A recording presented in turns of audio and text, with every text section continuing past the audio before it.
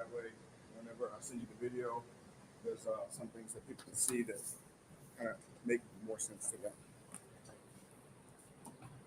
And then if you want to lower your seat, you can. What about that for the? You want the fan off? Yeah, You want it off? Okay. that one might be fine. Okay. I'm just not sure. No worries.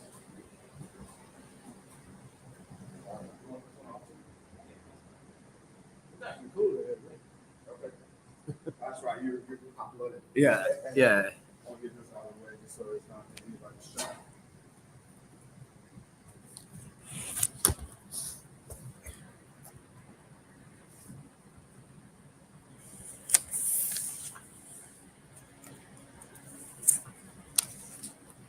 You want me to say Leslie, Carbo, or Tug? You can say Tug. Everybody pretty much calls me Tug. How about I hit record on mine? Got it. Y'all keep on forgetting this live stream. It's a drag on it. Okay, so there's like a little bit of It's like a 10-second drag. Yeah.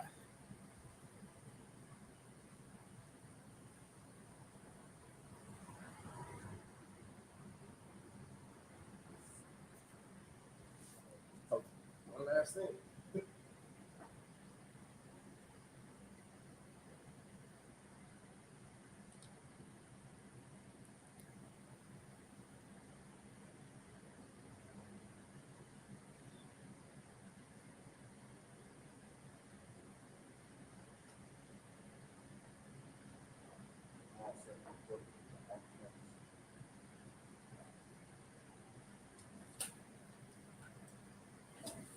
I didn't realize the editing part of doing the podcast takes so long. I've already shot 5, and I just said okay to the first episode. you have an app that you use when you're No, editing? it's I'm actually going into the office today. Oh, okay. So you get on your either desktop or laptop, and then you'll sit there and listen, and then like cut out the dead. Like I'm sitting in the studio. Yeah. They give me a screen to put stuff on. Oh, that's right. You told me that you rent That's space. kind of like my reference, right? Yeah. And so I have it for like an hour at a time. Okay. And so they allow us to do 5 hours a month. Okay. You can break it up in 30 minutes. It doesn't matter. You can do an hour, you can do 3 hours, you can do 2. Ready studio time. You Okay. get that 5 hours deal. So and that's it. Makes perfect sense. All right. So whichever one, let's see. I'm trying to see what angle that is. Is the laptop the one you're using where it's facing us? Yep. Okay. I got it.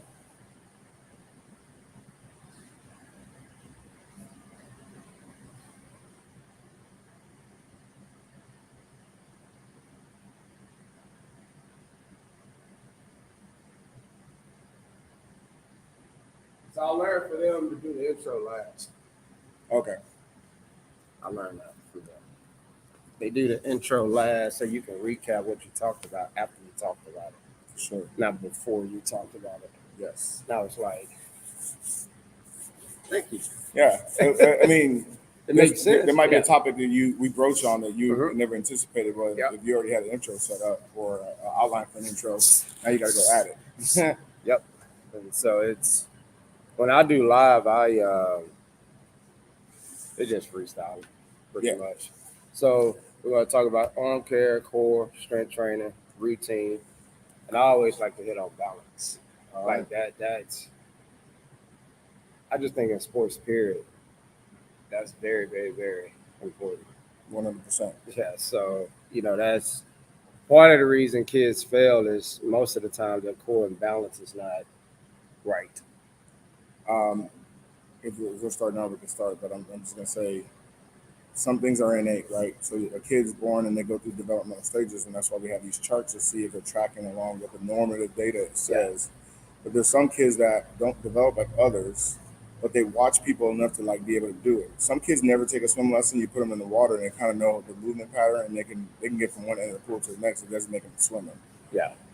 We see a lot of kids, unfortunately, developmentally that miss steps. They don't learn how to bounce on one leg. They don't know how to do a jump rope. They don't know how to hopscotch. The very basic stuff that you learn in the schoolyard is not being taught either in PE or being taught at home. So they miss these critical steps. And then now they're playing a very highly skilled, organized movement sport that we expect them to just naturally know how to do it, or just teach them a few verbal cues and they'll pick it up. When in reality, you're missing a whole set of input. Yeah. And that kid's just looking at you like, I don't know how to do this because I'm out. I'm out. This is out of my element. And so you have to almost reverse engineer that core. Yeah. And without it, they can't connect the shoulders to the hips. That's huge. Yeah. All right. Calvin Metlock here with Program 9 Baseball Podcast. I'm here with Tug with Reps. Today we're going to talk to you guys about a few things that we feel that's very important for the youth model in sports in general. This is not going to pertain just to baseball. It's going to pertain to the athlete, high school, pro guys, young, what do they call 8 to 11? Adolescents to getting that preteen. Preteen. So I think it's very important for parents, for parents to understand what the process is. The kids, once they start to develop, their mindset is going to come and go as far as from the understanding side. So I think it's very important that you parents, when you guys are trying to get your son or daughter to play a sport, understanding that training goes with being an athlete, and you have to invest the time, the money, whether it's at home or with the trainer, and getting better from that side of things. So today we're going to talk about arm care. We're going to talk about core work, strength training, a routine, and I feel the biggest thing in sports is balance. So, all right, let me introduce myself. I'm Dr. Tug Cardwell. I'm a physical therapist. I focus primarily in sports. Unfortunately, if you're meeting me, that means that your kid or your athlete has some sort of injury. But the good news is my background is in strength and conditioning, and I also understand that our athletes have to have an element of a foundational strength program to either prevent their injuries or to help them recover faster in their recovery process. A lot of rehab specialists will follow programs and protocols issued by orthopedic surgeons, which are great, and they're really safe and protective from an athlete re-injuring themselves from something that they came in for, whether surgical or non-surgical. But there's one step I think that we take beyond just that. We know that our athletes need to stay in shape so that the minute they're healed, if there's any chance that they can return safely to their sport and finish the season or maybe compete or participate in playoffs or something like that, we give them that opportunity, that chance. And we also know that when our athletes sit out too long, they start to get disinterest. They feel like they're no longer part of that group. They miss out on, honestly, critical learning opportunities and teachable moments. And then they start to almost eject themselves from the game. And you want to avoid that at all possible. So it's good to get with professionals, experts, coaches like yourself, trainers or therapists like myself to help our kids stay in the game, even if they're injured, but then just understand these injuries and how to navigate them. Yeah. So when we talk about injury, I have my take on injuries. My take is when a kid gets hurt in baseball, for what I do for a living, my whole focus is to make sure that when he comes back, he's not going back to the doctor. Yes. So if a kid is out for 2 months and then the doctor releases him, I always tell them I need 2 weeks after the release. And then after the 2 weeks, if you were doing rehab for those 2 months, my recommendation is do it for about another month or so, Yes. just as a precaution, honestly, to give my mind a better ease. Because as an athlete, what I do know is you feel that you can come back the same way you left. Yes. Unfortunately, the mind is telling you one thing, but your body is saying, I can't do it. Right. And I think that's how you re-injure yourself, by coming back too fast. And then also, I'm gonna take it a step further. Kids do not want to disappoint their peers. Yes. So they feel that if I don't come back, I'm not good enough. That's not the case. As a coach and as a guy that runs a program, I want you to be healthy. Yes. Because the second you tell me that you're healthy, I'm ready to go. Yes. So what I've learned, Tug, is I'm going to use my judgment. Yes. I'm going to use my eyes, my, what I've done in the past with experienced players. Yes. And I have been burned to where I let a player come back and he was out 6 more months. Okay.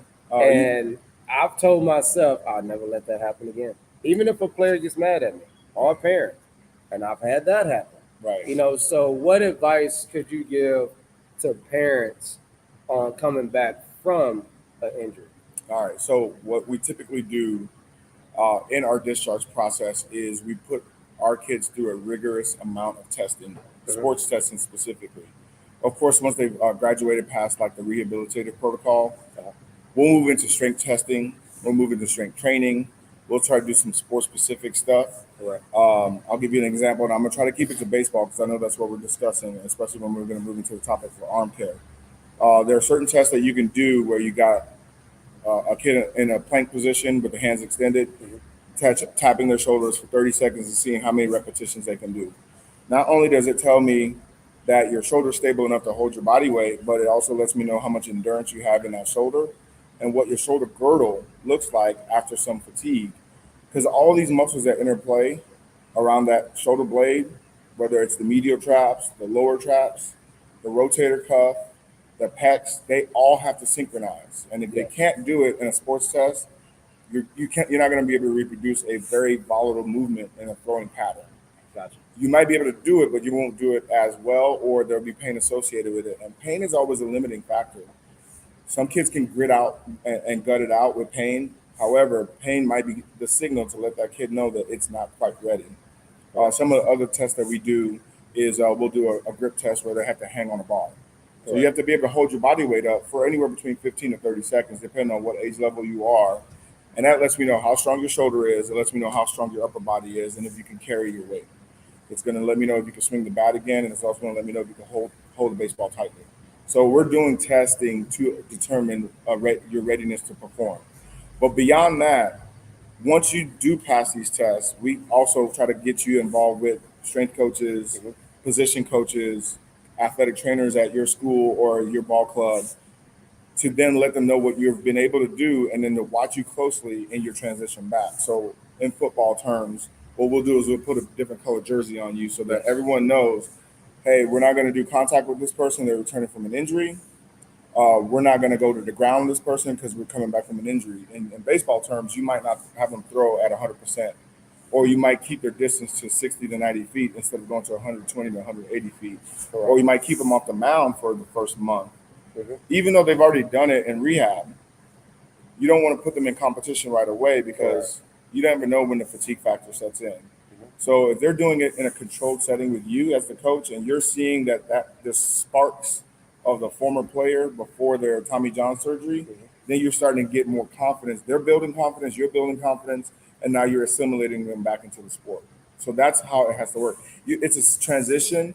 It's not linear. You might get some good weeks where you feel great, like Michael Brantley, or you might get some weeks where the pain comes back and now you're getting steroid shots for inflammation and they got to put you on ice for a little while.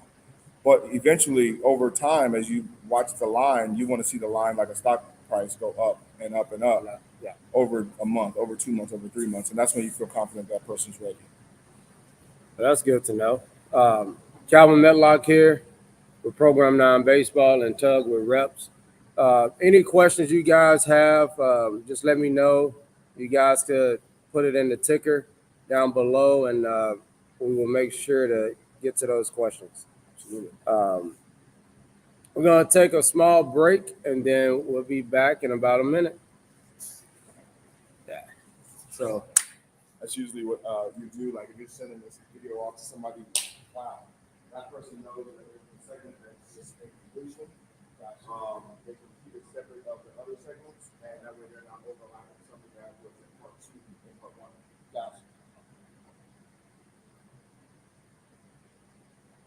Let me know if this is in front of you. I'm gonna move it down. It is, but I can change my camera angle to accommodate. So let me do this. We'll probably move it around a few times too.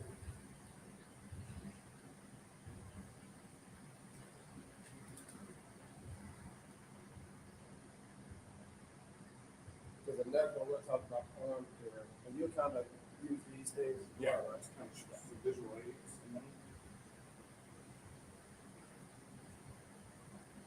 Did you want to kind of move this a little bit closer? Yeah.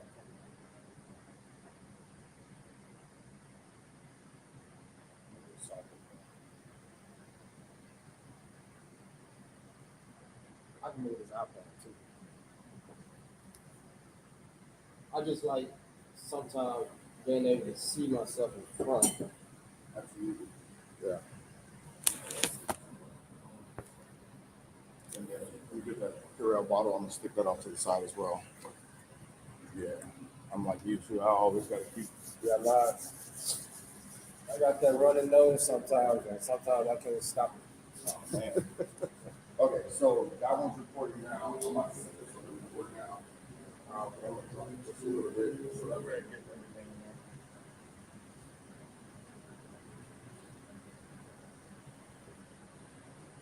Man, these fans, okay, pause.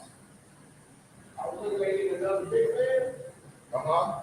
It said 479. I said, no way. I know. I've got a few in the back that set me back about one set me back about 359, and then the other one set me back. I went to Ranger, and it set me back about $711.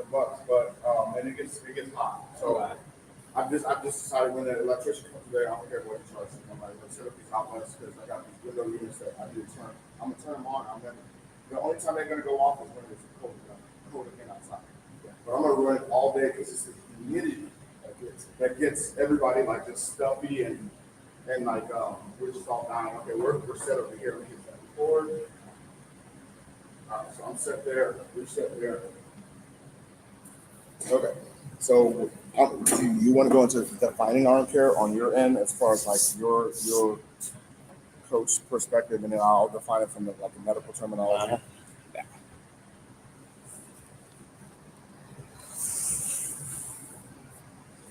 Calvin Metlock here with Baseball Program 9 and Tug with reps. We're going to talk about this segment. We're going to talk about the arm care and core. I'm very big on,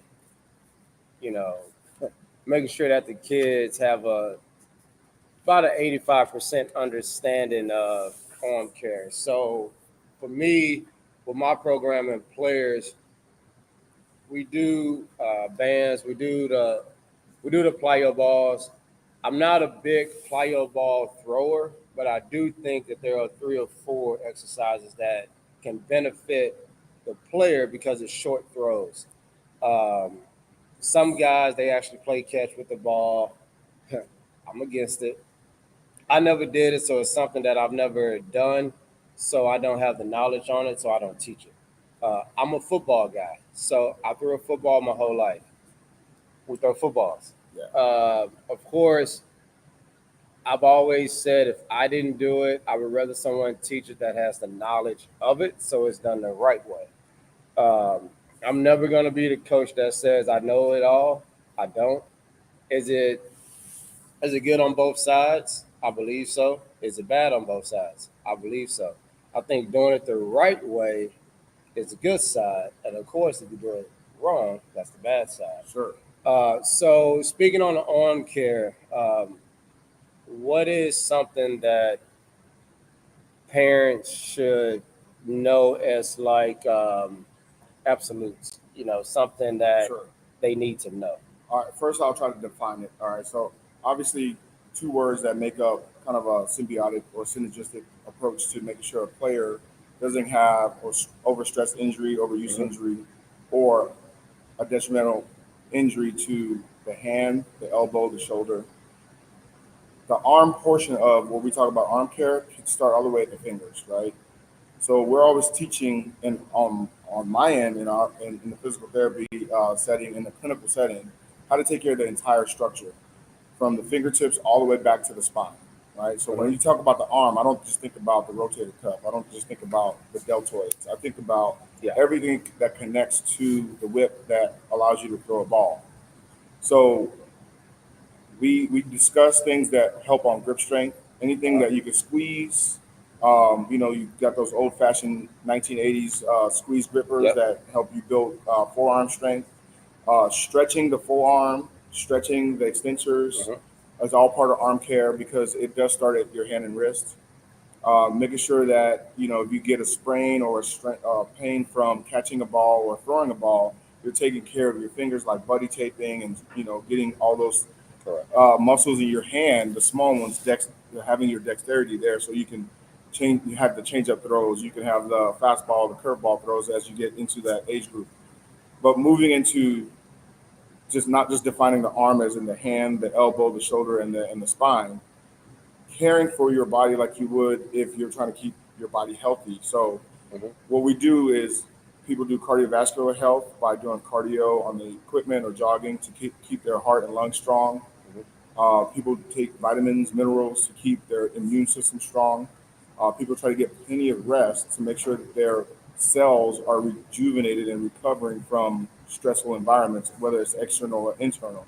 All that part is the care part, right? But when we put it all together, specifically, what we're trying to do is avoid and prevent injuries that can keep you from performing. Some preventative things that I like to tell people about is overuse of like the elbow. So if you're not strengthening the forearm muscles and you're learning how to throw harder, at some point you're going to wear these muscles out. So we talk about like how to work on bicep curls, but then use the wrist weights to work on forearm curls to get those wrist muscles stronger. Making sure that you maintain good extension of your elbow, so that way you're not getting contracted and muscles are getting too short. Making sure that you're not overdeveloping just the bicep. You've got to think about the muscles in the back too. I know some of our younger athletes, they love what I call the show muscles, the muscles that people can see, the pecs, the shoulders, the biceps. So they'll overload on these exercises because it's very easy to see somebody who's overdeveloped in that area, but when then they miss is like the muscles in the back. Yeah. These are the muscles that stabilize and they steer and they decelerate you when you throw. So we're those talking are the brakes. those are the brakes. Yeah. Any high performance car needs a good set of brakes, right? Yeah. So you don't want to just go all gas unless you're just that kind of individual. But those people are usually either end up in the ditch or creating a crash. Yeah. So arm care it's an umbrella term that can really mean a lot of things, and I can see why people always like kind of have their interpretation of it. But the true reality is, for any youth developing athlete, you have to get serious about a routine that helps prevent the overuse injuries and serious about a routine that allows you to progress from one level of throwing to another level of throwing without tearing or hurting something that's very important and critical to your mechanics and hopefully your long-term athletic development. Got it. What are some programs that that are that are easy for them to learn? So for us in the program, we use Jaeger bands Yes. for about 4 months out of the year, and then we do the crossover.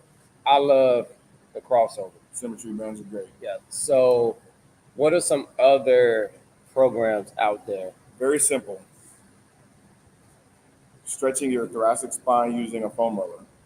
Okay. A lot of us are going to develop this postural syndrome from sitting either in classroom or on a computer.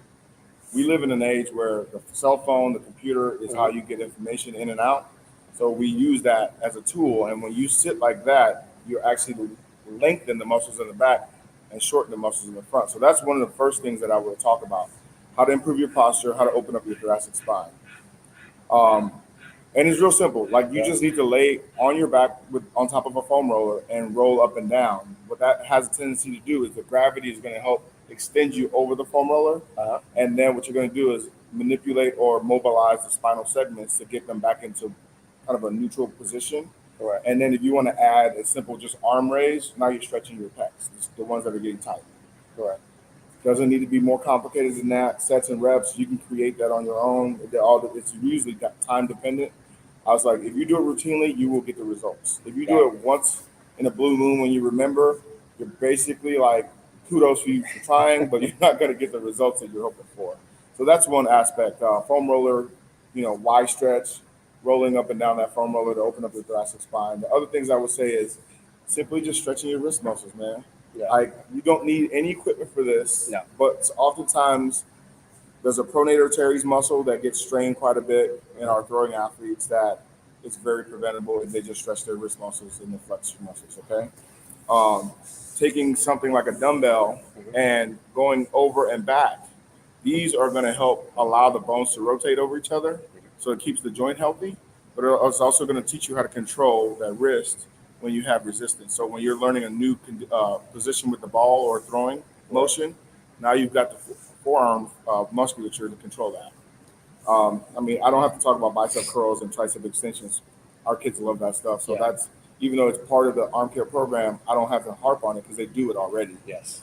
But you have to think about it this way. For every push exercise, you should do a pull exercise. And that's why I think your Jaeger bands and your crossover symmetry bands are super important, because they are reminding you to strengthen the postural muscles, the muscles that leave the spine and connect to your shoulder blade, right? The lats, the middle trapezius, the upper trapezius, the lower trapezius. These are all muscles that help guide and control your arm in a throwing fashion. And we live in a day and age where I unfortunately see enough kids that can't do a pull-up. So it lets me understand that they don't understand how important being able to pull your body weight against gravity is. Yes. You doing a pull-up is actually it's a velocity improvement methodology, okay? Because your lats are part of that throwing mechanism. And if you don't have the strong lats, I don't care how hard you want to throw, you have nothing to connect into the shoulder socket to make that ball fly any faster than it's going to be, right? So being able to do a simple pull-up will actually add 2-3 miles an hour to your fastball if you do it consistently, correctly. During your in season, maybe once a week, but in the off season, 2-3 times a week, you should be doing pull-ups as part of the workout. So let me ask you about the in season, out of season workout. For me, I'm kind of different when it comes to that. Okay. I know. So for me, and this is coming from me playing, and it may have worked for me, but I started watching other guys after about my 5th season playing, or going into my 5th season. And I used to wonder why these guys are still, strong at the end of the year, which is what the previous year was for. I never personally tapered off, but my strength level and my weight kind of did. But from a performance standpoint, it didn't, right? Sure. So later on in my career, I never stopped working out. Like, I never stopped my routine. And so for me, I always felt I bust my butt to get stronger, faster in the off season. I go into spring training and they cut our reps down. They cut our conditioning down. And so you're looking at a guy, of course, I'm not a big frame guy, right? So when I see the guys that are, 6 foot, 6'3", 6'4", I mean, yeah, these guys are physically taller, stronger. They're just gifted more than me, right? So now it just becomes a thing of being able to play the game the right way. Sure. I've always threw strikes, so that was never a problem. Competing, that was never a problem. But what I found was when I still worked out 3 days a week, and when I still did my core 5 days a week, and when I still did my mile run in the morning, I wasn't tired. It didn't really bother me. I just think now we get into, okay, it's the off season, let's relax. No, that's when you need to kind of get stronger, faster. That's the time to work. Once the season starts, you have to maintain something, or you have to still try to build us something, as long as time's allowed, because, kids, they go to school. But I think Rodney, one of my coaches, he's big on this. Push-ups abs, and pull-ups. Yes. And you hit on the pull-ups. And when Rodney first got with me, I used to want to do, why you trying to get these kids to do pull-ups? But when I saw certain kids do it, I saw a difference over like 2-3 months time. 100%. Yes. And so for me, do you think there should be a big difference, or is it a case by case in season workouts? Yes. There's scientific evidence that talk about periodization sets Uh-huh. and intensity levels. And in your off season, you can, after having appropriate rest time, once you finish your competitive season, you can let your body rest for a week or so. But we talk about active rest. Active rest means like you're not sitting on the couch with the remote. It means like you're still going to the gym. Yeah. You're just kind of making sure that nothing is getting atrophied or out of balance. And so you're Correct. doing your body weight exercises, you're doing your planks, you're doing your walking lunges, that kind of stuff, Yeah. right?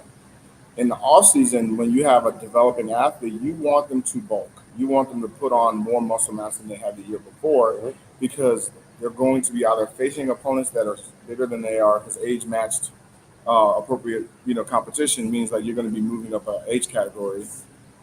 Some kids develop earlier than others, they bloom faster than others, so you want your body to either maintain or catch up to them. So in the off season, we're talking about 3 to 4 days a week of strength training. Yes, even for a 12, 13, 14-year old. The strength training could include body weight activity, but it also needs to include some resistance training Yes. that's age appropriate, right? I'm not going to have a 12-year-old lifting a 100-pound dumbbell. They can't physically anyway, but even though they try, we have to kind of be smart about what load we're placing on them.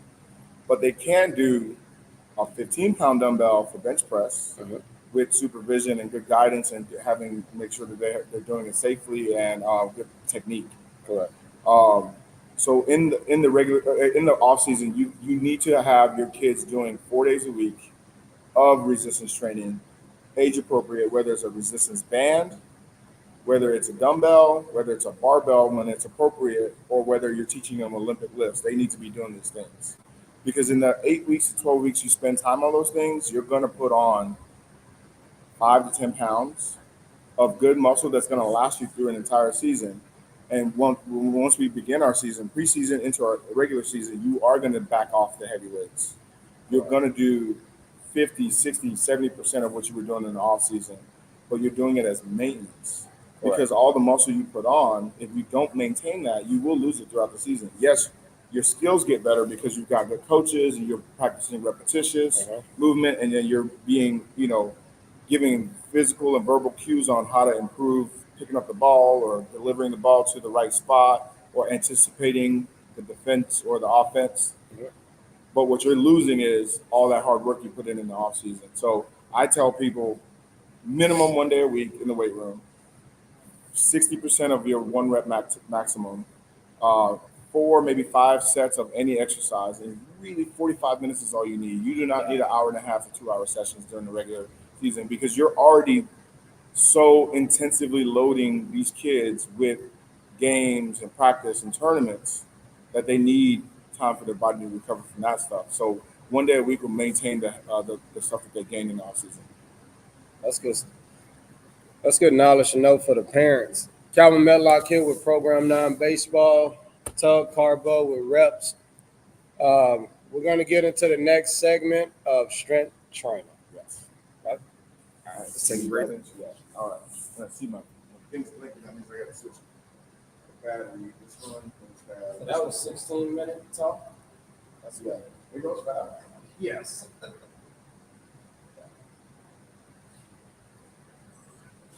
Is there any video that we can do over here or maybe set up something? Oh, yeah.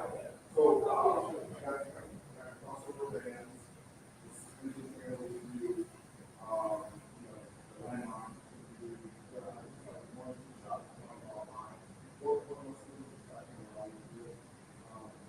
Part of one, doing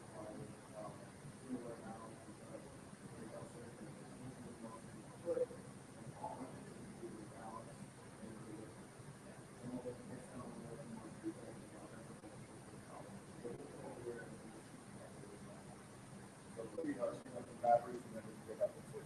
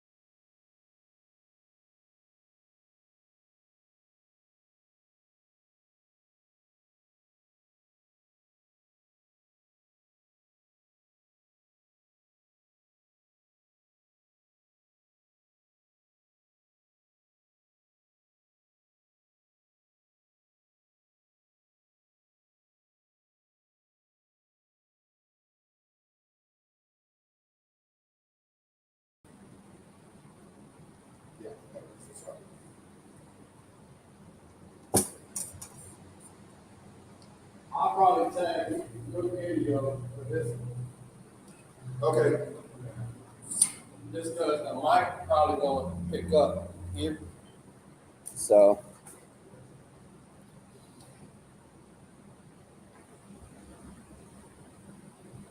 All right, just gonna set up now.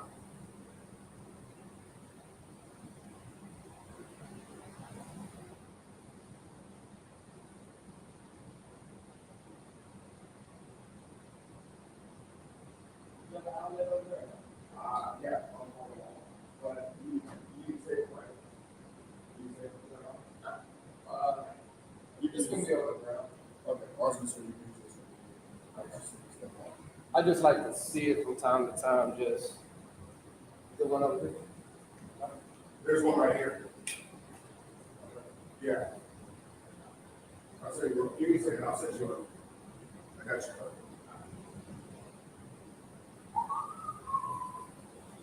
What is that? Which is You talking about the bird max? no. Oh, yeah, yeah. So you put the Oh, slide yeah, inside and you work on lateral got it. movements. Yeah.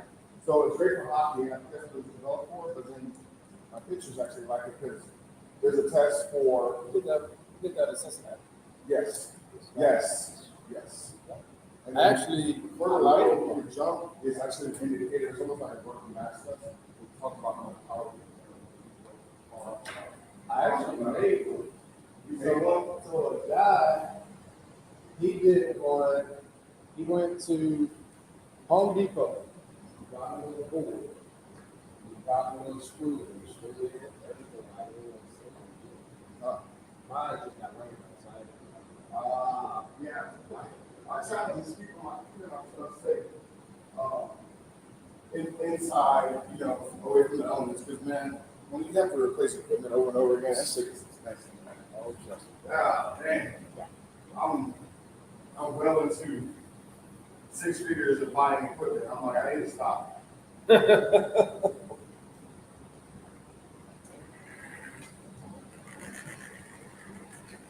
got a plug over here? The closest plug I have is gonna be the back.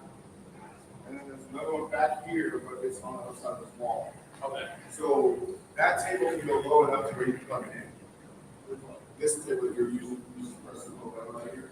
And you should be able to get there, not a half extension. So I was thinking about what button you would do right here. But we need an extension cord, it's gonna make your life easier. Okay.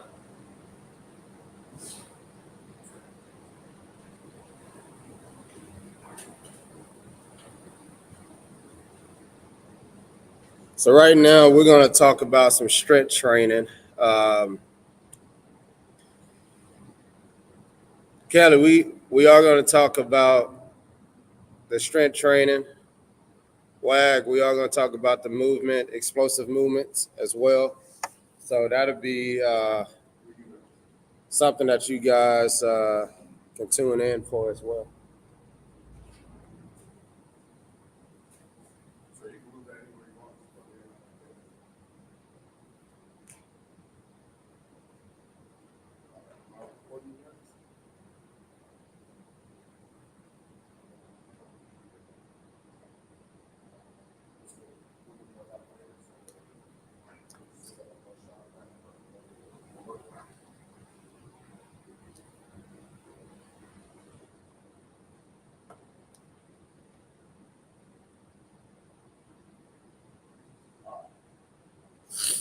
So that one's recording. I'm gonna hit this with the recorder.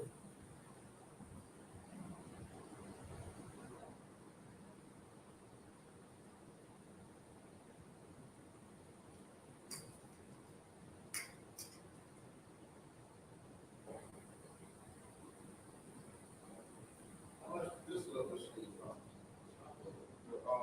So that one probably ran me, I think it was like 2,700. That's a third. Yeah. So man, it's crazy. You put it together, you put it in the room, you realize it's not gonna spot. And when it's just you, like I have to do certain type of knowledge and I'm knowledge online. So I've got to go to the actual store and do their stuff so that I can anytime I need to take it and slide it. It's I will some learning, some growing pains. All right, so I got both of them recording. If you want to start. All right, yeah, ready to go. All right. So on a very simple level, strength training does not always mean that you got to get gains, right? You're not trying to hypertrophy, which is a fancy word for build size and muscle. You just want the muscle to become more efficient and more durable. So when I talk about strength training for my younger athletes, the younger ones, your basic shoulder lifts, then forward in the diagonal pattern, especially in the lateral pattern, is building all the shoulder blade muscles you need to make sure that you're not hurting your rotator cuff, your ligaments and tendons inside that shoulder, throwing shoulder, okay?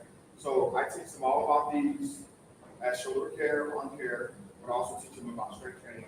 Sets and reps, we can determine that based off of where you start. If you got a young athlete, a set of 10 each direction, we'll burn them out. If you got an older athlete, let's say a 14-year-old, these are 3-pounders. If I have them do 3 sets of 10, I guarantee you their shoulders are on fire. So they're building durability in their shoulders without making it more massive. So when I was younger, I used to do a shoulder program with Bruce, and my dad, he was a bodybuilder, and I used to wonder why he wanted to go past Bruce. When I got to pro ball, we had Bruce. And at that point, of course, I'm 20, 21, 22. I'm like, I've been doing this since I was like 13, 12, 13, 14. And it never, of course, I didn't understand it then. Then I got a better understanding of these are small muscles. Yes. You want them strong, you don't want them too bulky. Yes. Is that accurate? It's not only accurate, they create more stability, durability in your shoulder. The muscles that we want to strengthen are the deltoids. That's the muscles that we all see in the shoulders, right? The ones that kind of poke out, look like you got shoulder pads on. So that's when you're in the gym and you're doing like heavy lifts with a dumbbell or a band or something like that. You're gonna get that muscle larger. Or get larger. You're not trying to do it to where you're hurting yourself, but you want to get it bulky. But when you're trying to talk about gaining control and stability of that ball inside the socket, that good on femoral ball inside the socket, you need small weights, high volume of repetitions to create stability, because the slower you move and the more reps you do, you're activating those muscles. When we stick electrodes in those muscles and we watch electrical output on EMG study, we notice that the slower you move, the more methodical you move, and the longer you hold position, those muscles are highly active. That's how you strengthen them. Whereas if you're trying to do that for the deltoid, you've got to move 35-pound dumbbell, 55-pound dumbbell against gravity to get that muscle larger. You're not really attacking the smaller muscles in that regard, and getting the bigger muscles bigger. A lot of us focus on the bigger muscles way too often and forget to work on the stabilizing muscles. So yes, trainers can add people that you're working with are absolutely right. To create stability, you don't need large weights. You just need to do high volume of repetition, and you need to move with consistent movement patterns in a controlled fashion, because those muscles, when we test them and we see how much active they are, that's when they're the most active.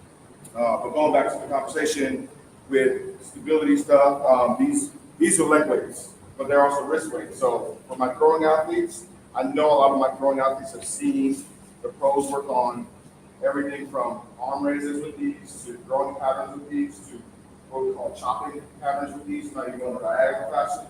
That helps you feel like your arm's heavier than it is, just like we do with the heavy bats, right? The Camry bats, the more dense bats. Those bats are designed to help you be able to move a lighter bat faster, so now you got more bat speed.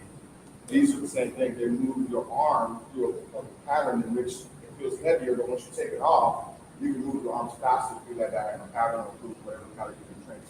Do you think doing a lightweight will get the same result as doing a weight? It depends on what your goal is. If you're trying to get bigger muscles, you need to do a heavier weight. If you're trying to create stability, a lighter weight is just sufficient. So if I'm training my rotator cuff, I would do a 2-pound weight. This is a 5-pound weight. If I'm training my deltoid, I would do a 5-pound weight, and maybe work my way up to 8-pound weight. And what's the deltoid? Deltoid is that large shoulder muscle that kind of covers it wraps from the front of just on the edge of your pecs, all the way to just at the edge of your shoulder blade. That's coming here all the way to here. Okay. That's the middle foot. So that's the one that shoot wraps everything. Got it. Yeah. All right, so these are leg weights, ankle weights, resistance cup weights that work in every pattern that you need for throwing positions, diagonal, finishing through, follow-through positions. You can even use those to work on, like if you're on a plank, or reactive games with kids, like put those weights on and say, all right, catch the eco stick. I want you to catch the blue color. Now you got to raise your arm and catch it. I might do 30 reps with you.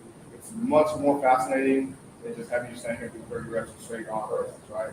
So now you're playing a game and you're helping their hand-eye coordination, but more importantly, you're still working on the muscles that you get started with. Move beyond that. Now we want to talk about the posterior muscles. These group of muscles are really protective in nature and they help with posture. Everything from the lower traps, middle traps, and then even some of the upper traps are going to protect the shoulder girdle, okay?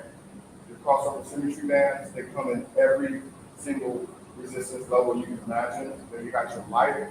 Anytime you're playing with a lighter card, in most cases, it's going to be an easier band. So the yellows are, I think, the 15-pound ones. The blues are going to be your 25-pound ones. The reds are going to be your 35-pound ones, and then the orange is like 45 pounds. So now that the colors are getting darker, they're getting more consistent.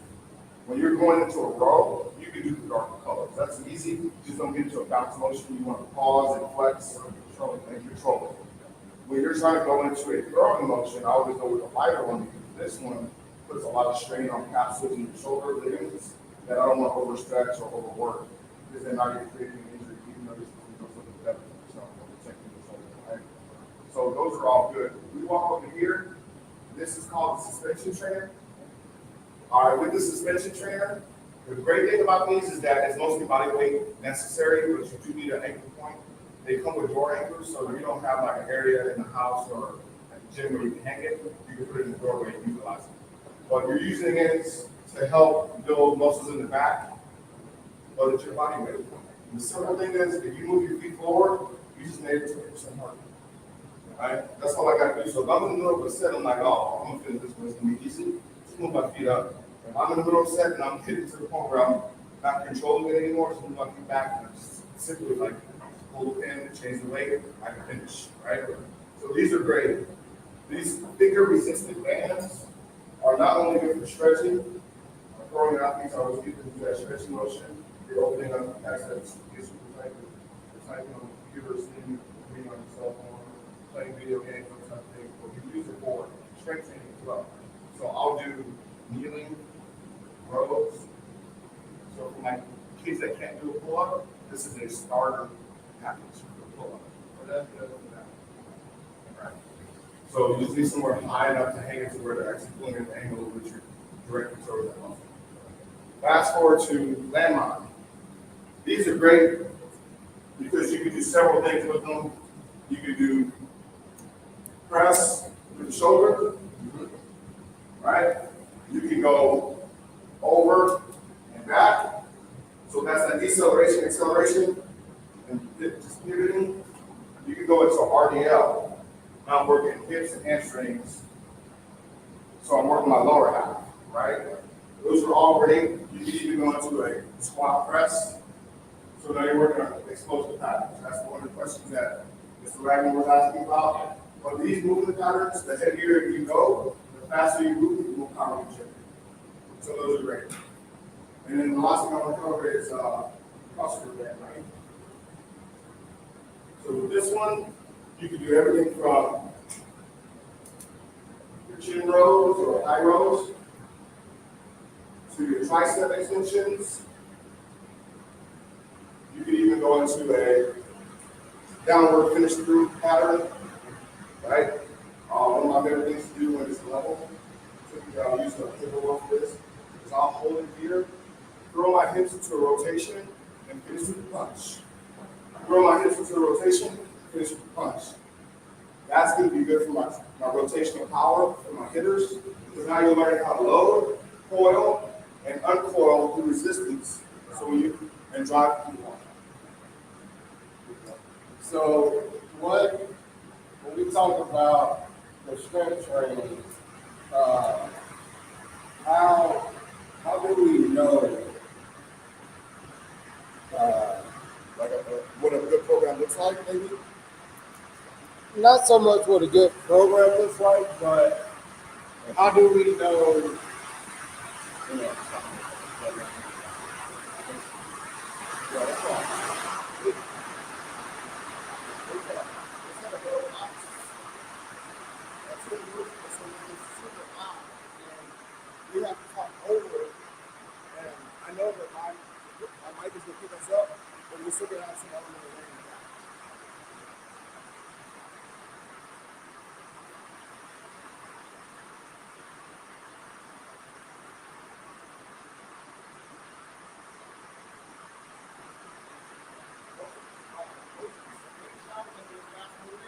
They usually come in for like 6, 7 minutes, but because the wind's blowing, so I happened to us like every day with a Sienna. And I just set up the pitching machine. I called Tyler to come out, and then came straight from the football area and came right up into the field. So we just sat there for like, I don't know, 8, 9 minutes. We passed over and then we were able to get back out there. But so this was just kind of talk about it, I can type it or whatever. But he was talking more about power and strengthening versus the control and stabilization exercises. Power and strength are total body movements with some sort of element of distance covered, whether it's vertical or lateral. You have to be able to move something from one place to another. That's how we know how powerful you are. That's how we do the vertical jump test. We do a broad jump test. We do for our baseball players a lateral jump test. Cover the distance. All those things indicate to us how powerful your legs are, which then also gives me a metric. If you and I are both throwing, let's say mid-70s, but I got a bigger, broader jump, I know that I could train that kid to throw harder very soon. He's just not incorporating everything he's got in that throwing mechanism. Versus that kid that doesn't have the broad jump, he's using everything he's got. That's his potential. That kid that can jump further, I just got to tweak a few things, and then now you see that ball going in the quick process. We also just got to get everything at once. Yes, It's timing now. it's sequence. Everything has to go as well. Yes. So I kind of use a blend. They probably can't hear about that. I kind of use this as blend. When you pitch it, you want to get out the seesaw. Yes. You want to do when they go up, so when you snap, you go up, you go down, and you go up. Yes. So the pitch that you want to do, you see some guys that go to get that kind of go, I go, like you start to stop. It's my business. Same thing, you want to be good. You get a lot of things to do first. And then you start to do so that's kind of, it's the same concept, you know, you just trying to find what works, but everyone works all different.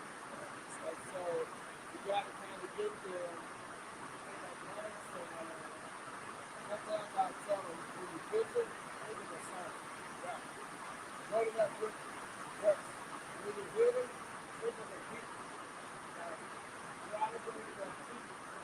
When you're really good at it, every single time. That's advanced. That's advanced. I can tell you how I know that advanced is over the league. There were times when my coach was like, "How did you know to jump that route? How did you know to go on that count?" I'm like, "Coach, I counted how many times he went on first sound, second sound, third sound. I was almost thinking an average of, okay, they usually go off the first sound, or no, this quarterback's sport very methodical. He likes to draw people off sides. He goes on the second sound. Yeah. So watching game film helped me with that. Being at practice, knowing my quarterback's tendency helped me with that. And then playing, once I get through the first quarter, I know, I mean, unless you're just like, your dad was the head coach and like trained you to do it, I know your tendencies already.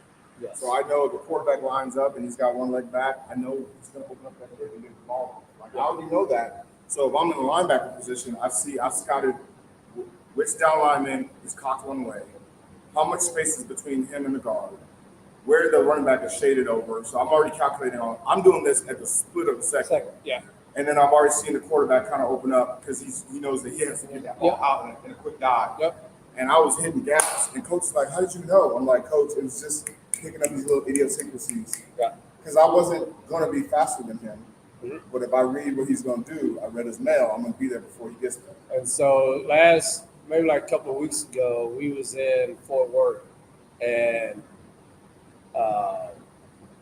some of the 13U kids was down there. And, they're playing on the 1680. Oh, yeah. So I went over to first base to coach.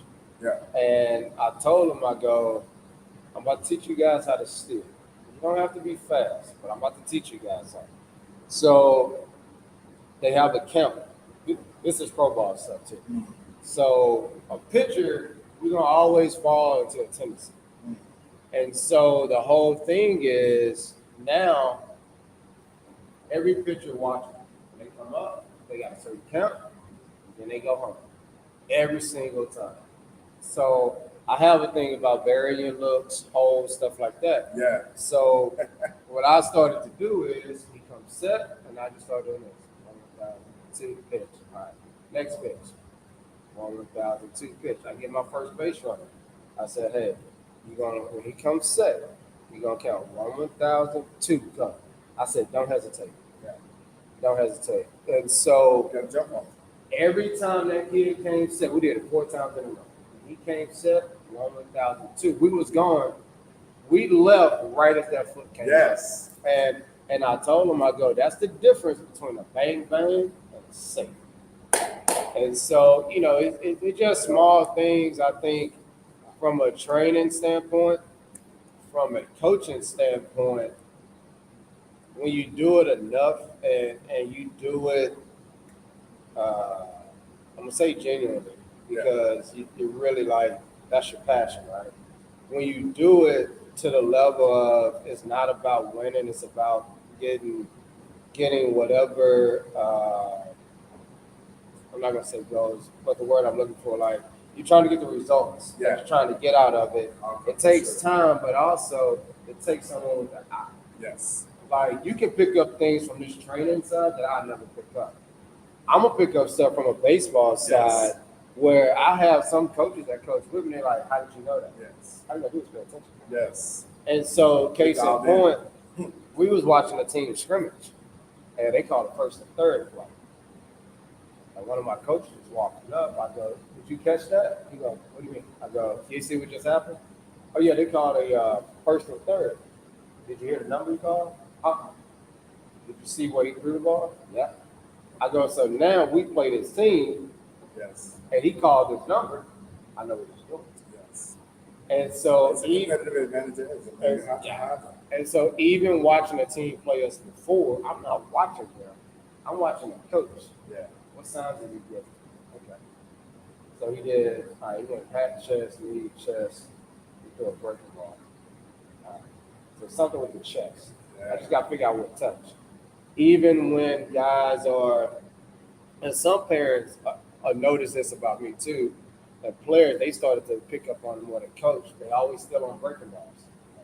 And they're like, "Coach, how do you know that was coming?" I either saw it from the pitcher or I saw it from the catcher, and I gave the steal late. So the pitcher can come all the way up here, and I might have told my guy, "Hey, good secondary hold," and then I see it, and then I hit him with that. And they know I'm always on that first base line, and they know when they see 2 fingers, let's go. Yeah. Even if I just said, "We're not going nowhere," nope, Yeah. it's off. Go.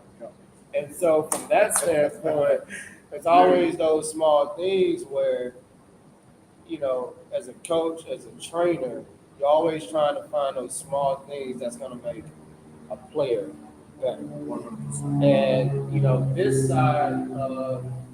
side of the field, I think it's so important now because kids are playing sports year round. Yeah. So the fact that they're playing year round, you have to stay active year round, but you have to know when to take breaks. And so what I tell parents, vacation, take a break. Yes. Christmas, take a break. Thanksgiving, take a break. Yes. If you off Labor Day, take a break. Memorial Weekend, take a break. Spring break, take a break. So now if you're taking those days off, that's gonna equal up to months. Yeah, and your body's gonna thank you for it. Yeah, you know what I mean? Not letting you strain something or hurt something that you're kind of fighting through. There's a lot of, I mean, once again, we're raising, that's why I like sports, we're raising resilient kids. We're teaching them how to battle through adversity. And part of the adversity is sometimes what we do is painful. Like, as you're Yes. carving this niche in your shoulder with a throwing ball, you're going to have some soreness, Yes. tenderness. Yes. We want to know that you're doing it, but we also want to know that you're not damaging. And there's a fine line. But taking those breaks really do help us both on each end, let the kid or the athlete recover to the point where they're not breaking down too soon. You might have, when you think about a vehicle, when the check engine light comes on, you could ignore it for a while. You could probably drive it for 6-7 months. But that check engine light was for you to check the fuel lodge or the distributor or something like that. Had you just take that $20 part and put in a new one, your engine's running fine. But you ignore that check engine light for 7 months, now you're replacing practically an entire engine. So unfortunately, that's what happens. I've had just as much difficulty as you probably have telling people you need to walk away for a little bit and let your body recover, because they've tied so much of what they're doing into their success between the companionship that they have with the kids or the community. Yeah. My kid's good. He's going to be good. I want him to get to the best. That's fine. But if your kid's breaking down and you are ignoring all the check engine lights, you might be shortening their career by 3 or 4 years. Yep. So that's unfortunately what happens to some of the kids. I'm gonna go ahead. I know it's gonna pass over us, so we're good. Yep. We hit record. So we're still talking about strength training because I can go into sets, reps, methodology behind that. How long you want to do things for? Yes, let's talk about that. Where you gonna do it at? I will set this up right here. We can do it right here before you are. Right in this spot. See what's like this. I'm just trying to get all the cameras back. Listen. Okay. I'm set up. We're recording on both ends. All right. So, what I want to lead into is first I'm going to just reiterate, strength training does not always have to be dumbbells or barbells. It could be crossover symmetry bands, pain suspension training bands or straps, using resistance bands for rotator cuff strengthening, Diego bands, those elastic bands are great. Smaller dumbbells for high volume repetition to get that burn. Those are great for the smaller muscles. You just want to make sure you're moving with control and you're holding positions to get stronger. Those are all considered strength training. But when we talk about a 13-year-old now moving into a high school or a 14-year-old moving in a high school, you've got about a 3-year window to get this kid potentially as strong or as big as you're going to get him. Well, that requires in the off season that 4 days a week of volume in an exercise program that requires you to do overload principles, right? We talk about specific adaptations to muscles. It's required from external stimulation. You could do all the push-ups you want. That's great. Your arms are going to be toned. You're going to have good grip of muscles. But when you want to be able to move an object that's heavy, has density further out, and we're talking about power now, you have to strength train those types of things. So now we're talking about your heavy kettlebells, 50, 60, 70 pounds, kettlebell swings. We're talking about bench pressing. If you're one of those smaller frame kids that can only move the bar and some weight on it, like 65 pounds, well, if you're 13, 14 going into high school moving a 65-pound bar, there's going to be 14-year-olds that can move 185 pounds. So you've got to catch up. There's a gap that needs to be closed. The way to do that is 4 days a week, 6 weeks minimum. 12 weeks would be perfect if you have that time of an off-season periodization set. What that means is that when you start a workout, you're going to do practically more or less the same exercises from beginning to end with a lighter weight at the beginning set to be able to do anywhere between 12 and 15 repetitions. But by the time you hit set 4 and 5, not only are you going to not be able to finish as efficiently as you like, but you might need to spot, right? So set 4 and 5 should have 95% of your repetitions max, your 1 rep max, or in some cases your 5 rep max on that bar. And you should be able to get to the point where you're getting stuck in the middle somewhere, and somebody's tapping that bar or tapping your elbows. That's how you're gonna get that overload. But you can't do that one day a week. For your body to sense that it needs to lay more muscle tissue, you have to do that 3 days a week, 4 days a week. Different muscle groups at different times. But what you'll notice is your appetite's gonna increase, you're gonna sleep better at night. The weight that you start with, week 1, by week 6 is gonna be too easy. So now you're moving up the first set from 65 pounds to 85 pounds. And by the time you hit week 12, if you're doing, a max out set, or if you're doing strength training tests, you've increased your capacity by 15 to 30% in just a short 6 to 12 week span. But it has to, I tell everyone, treat it like a part-time job. 20 hours in the gym for 8 to 12 weeks. Heavy weights, if you're trying to make sure that your frame at 105 pounds meets up with that dude that's 155. If you don't do that, you cannot close the gap. I don't care how much food you eat, you have to stimulate the nervous system and the endocrine system to lay more muscle tissue. So when you sleep at night, they're repairing the muscles, but they're adding more cells to those muscles to bulk them up so that you can create more force when you try to generate force. That's good stuff to know. What are some explosive tips? We hit on one earlier. With the landmine, yes. Is it anything else that players can do at home? Yes. So if I have, let's say I'm stuck with dumbbells at home, you could do snatches and cleans with dumbbells, hanging cleans. The rate at which you move needs to be fast. So if it's too heavy, you're not going to move that fast. Let's just be honest. Or you may not move at all. But if you've got the right amount of dumbbells, let's call it 50 pounds, and you do a pull fast, now you're learning how to create ground reaction force. So when you dig your feet into the ground and you screw your feet in, and you need to push and create power, you can develop that power from the legs, from the ankles, from the hips. So dumbbell rows or hanging cleans with dumbbells are great. I love going into like a reverse split lunge, starting with a dumbbell here, pushing the force up while I'm going down. Now I'm decelerating and I'm having to stop myself from falling to the ground. You're doing the opposite of pulling. Now you're just going to push to catch, push to catch. That also helps you create the reverse action version of that ground reaction force. When you can create more force off the ground, you can generate more power. That's simply put. And for my rotational athletes, you cannot ignore rotational elements of the workout. So heavy medicine ball, 30 pounds, 40 pounds, typically the softer ones, not the hard ones. And that plyo toss to the wall is now helping you create that rotational strength that you need to drive the ball over 300 feet, whatever else, whatever feet you're looking at, whatever ballpark you're in. If you don't do those things, you can have great bat speed, good hand-eye coordination, you can get some doubles and triples, but you're not putting that ball over the wall. You have to build that power, or that ball's not sailing where you want to go. And this has been consistent too.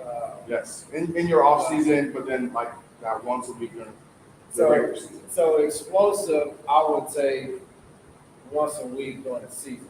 Yes. Couple of days out of the week during the off season. Yes. And more the maintenance on the bands and maybe, dumbbell bench and stuff like that, leg stuff.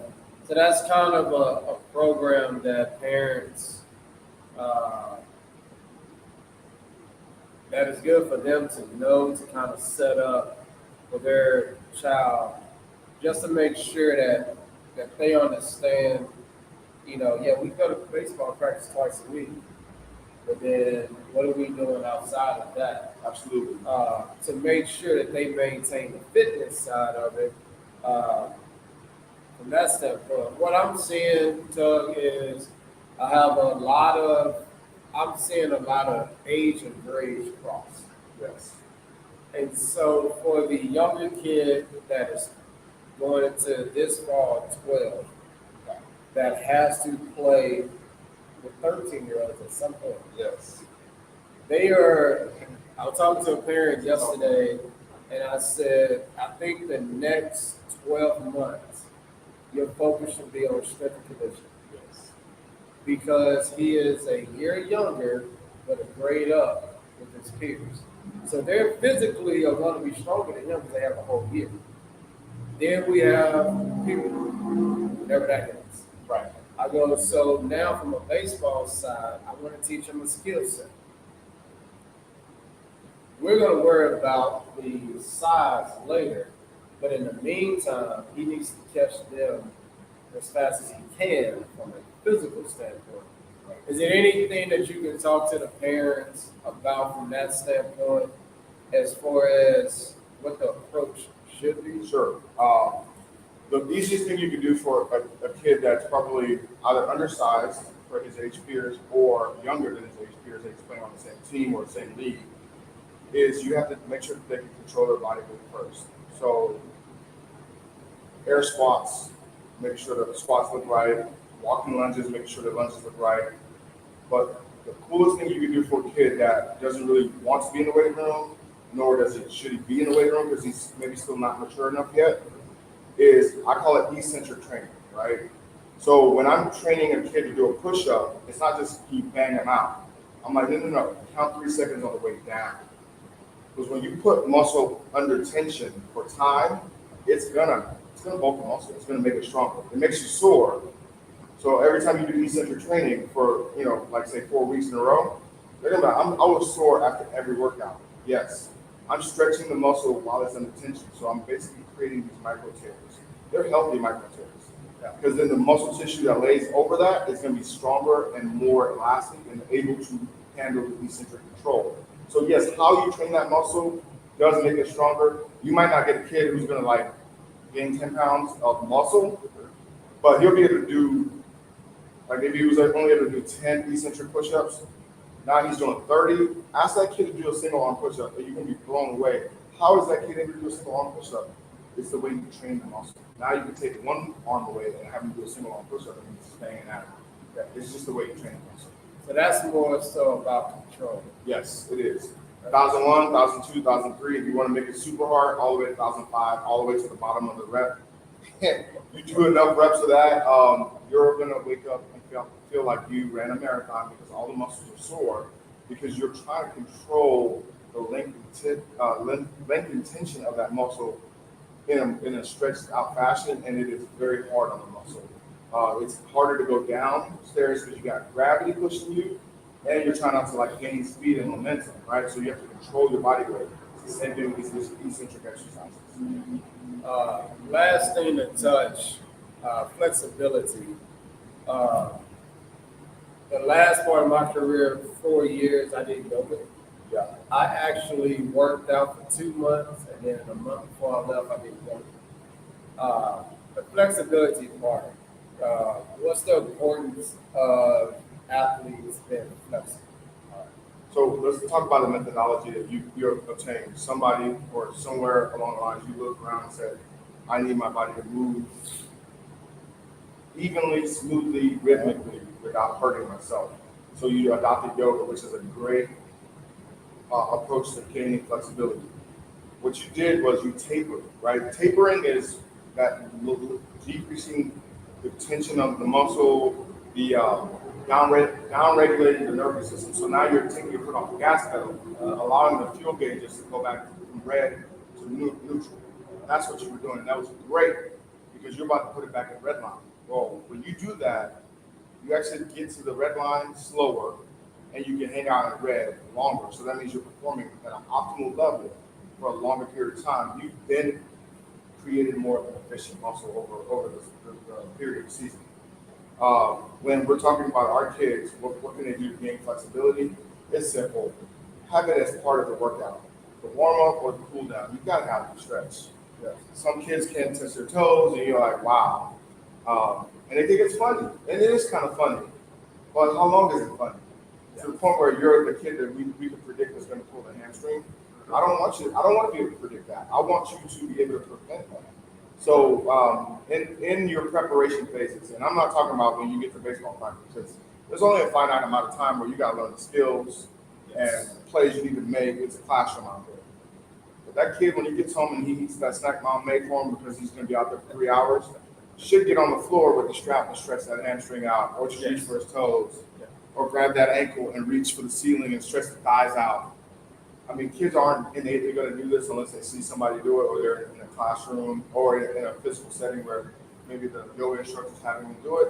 But if you find that it's important to your kid and you notice that your kid is a tight one, you have to implement that into their routine, whether it's for warm up, cool down, or you pick a day a week. Instead of going 4 days hard in the gym, 3 days hard in the gym, 1 day is all stretching.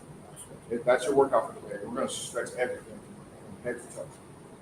Again, as an athlete, the balance side of things, what are some exercises at home that an athlete can do? Or what are some tools that they can buy, and what are some things that they can do at home? So there's two types of balance. There's static balance and there's dynamic balance. Okay. With static balance, I'm going to have my 9-year-old, 10-year-old, 11-year-old say, hey, how long can you stand on one leg? Believe it or not, you're going to see a lot of this. Yes. Putting that foot down, leaning back. I'm not amazed anymore because I've been doing it 14 years, but I can't. There's some kids that can't get to stand on one leg for 3 seconds. Yeah. So I get them to hold onto a wall, hold the position, feel which muscles are kicking in. Can you hold that? Okay, now take 3 of your fingers off the wall and put 2 on the wall. Can you hold that? Great. Go down to 1 finger. All right, take that all your hand off the wall. If they get to that point where they're holding for 5 seconds, I praise that. I reinforce that. You went from 3 seconds to 5 seconds. Yes, you started with the wall, but then once you got off, instead of just falling down in 3 seconds, you went to 5 seconds. So you reinforce that to the point where they can now do a static balance for upwards of 30 seconds without failing. That's the test that we do in physical therapy. We count 30 seconds, either using a timer or in our head. If a kid can't hold that, then we put that as part of their training program, getting to work on balance. But dynamic balance means that you control your body in the movement pattern while you're stabilizing with less points of contact touching the ground. So now we're talking about RDLs, right? Balancing on one leg, kicking one leg out, touching a cone in front of you, and then going back to a static balance. Repeating something like that is hard. Yeah. They laugh, they joke, they think it's funny, but I tell them it's funny now, but it's not going to be funny when you can't hold your position enough to be able to deliver the ball, right? That control fashion not only allows you to place the ball better, but now you can put your force into it to get the ball to travel faster. So all that stuff turns into performance. And if I'm being honest, if I don't talk about the performance side, most kids don't have mine. So the way I sell it to them is like, hey, I can help you improve by 3 to 5 miles an hour just by helping you balance. And they go, show me. And you start doing the balance training with them, and all of a sudden, that velocity comes, and they go, it was my balance the whole time. I'm like, yeah, it's part of it, right? Yeah. There's other things going on. But yeah, you cannot put more force into something when it's out of control.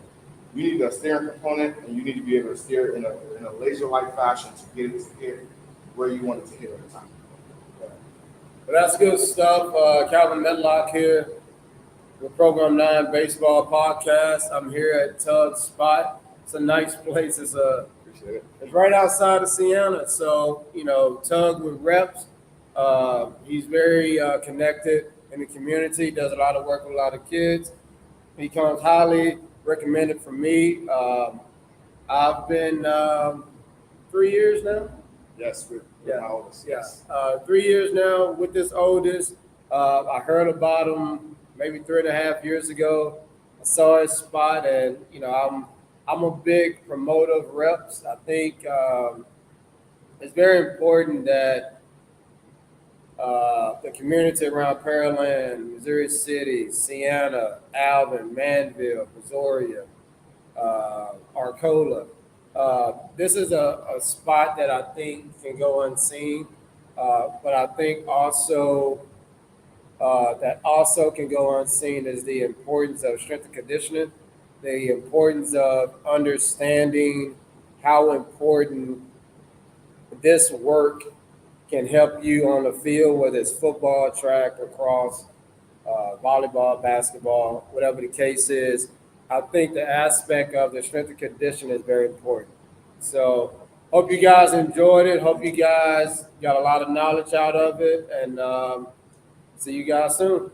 Appreciate it. All right.